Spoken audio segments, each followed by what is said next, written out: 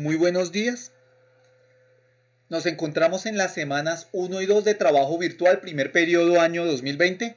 Les habla José Alcides Romero Martínez, docente de matemáticas a los estudiantes del ciclo 3.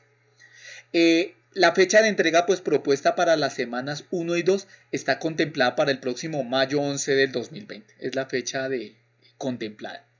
Ahora bien, ilustro entonces el desarrollo de la actividad. Para el desarrollo de esta actividad tiene que ver con los conceptos de adición y sustracción de números naturales. Para tal fin, he decidido anexar un material en el cual aparece el concepto y el algoritmo de la suma, aparece las propiedades de la adición, aparece el concepto y el algoritmo de la resta, y por último se presenta una serie de 9 ejercicios los cuales ustedes deberán realizar. ¿Listo? Entonces sobre esos 9 ejercicios voy a escoger algunos de ellos para realizar una serie de aclaraciones. La primera tiene que ver con el punto número 3, perímetros y sumas. Aquí se nos piden usar las propiedades de la adición para hallar el perímetro del polígono que se ve a continuación. Todas las medidas están dadas en centímetros.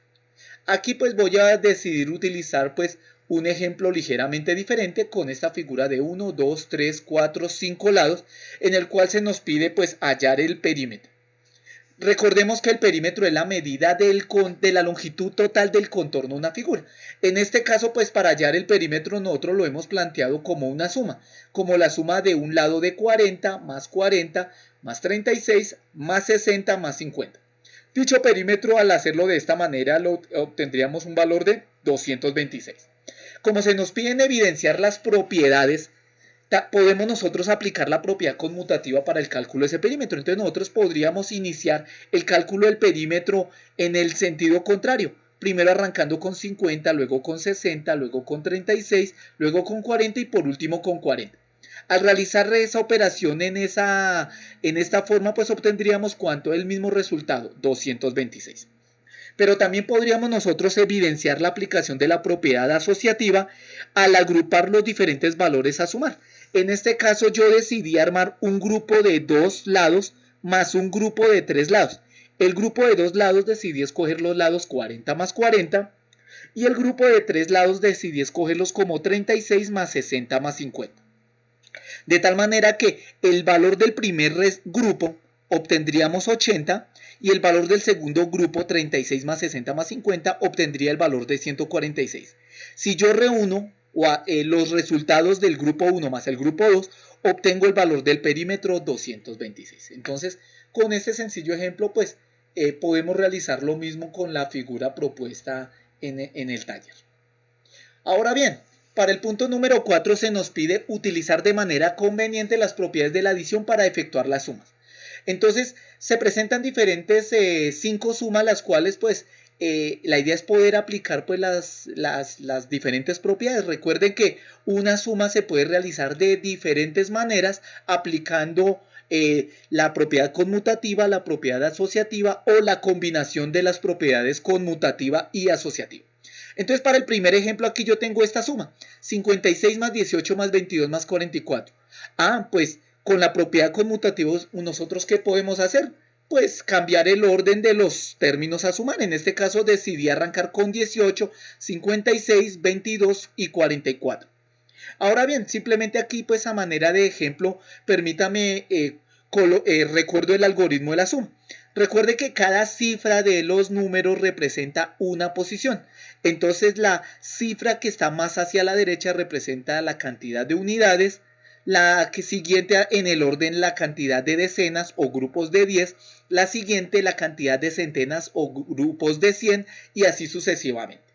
Entonces el algoritmo, uno de los algoritmos para poder realizar sumas es el de que primero realizar que la suma de unidades, 8 más 6, 14, 14 más 2, 16, 16 más 4, 20, pero entonces el número 20 ocupa 2 casillas, la casilla del 2 de las decenas y la del 0 de las unidades, por lo tanto la casilla del 2 de las decenas agregaría un número más a sumar y en este caso obtendríamos 2 más 1, 3, 3 más 5, 8, 8 más 2, 10, más 4, 14, 14, muy bien, pero entonces en un dígito, en una cifra, en una casilla no se pueden colocar más de un dígito, entonces tendríamos el dígito 4 para las decenas y el dígito 1 para las centenas, que suma pues la siguiente orden.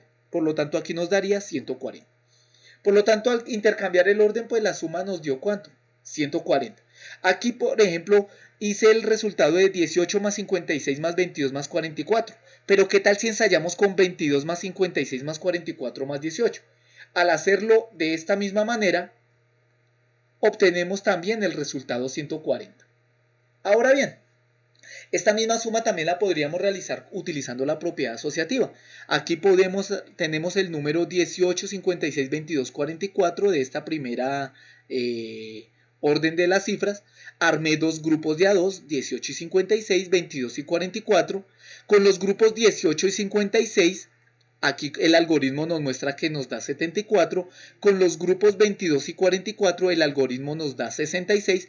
Y al sumar los subtotales de 74 y 66, aquí obtenemos el dato de 140. Entonces, en la vida práctica, la propiedad asociativa nosotros la podemos asociar a subtotales.